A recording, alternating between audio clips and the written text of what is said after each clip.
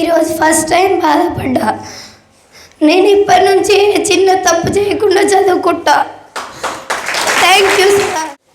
నాకు చాలా బాధగా ఉంది. మా డాడీ లేడు నాకు. క్లాస్ నుంచి ఈ హాస్టల్స్లో చదువుతున్నా. మా అమ్మ నాన్న నాకు చిన్న ఉన్నప్పుడు చనిపోయి నన్ను పోషించేది మా తాతయ్య. ఇప్పుడు ఆయన హాస్పిటల్లో ఉండు, నన్ను ఇక్కడ చదివిస్తుండు. సార్ లైఫ్లో ఫస్ట్ టైం ఇంత మోటివేషనల్ క్లాస్ వింటున్నా సార్. ఫస్ట్ టైం నేను పక్కా డాక్టర్ అయి మా తాతయ్య పేరు నిలబెడతాను సార్.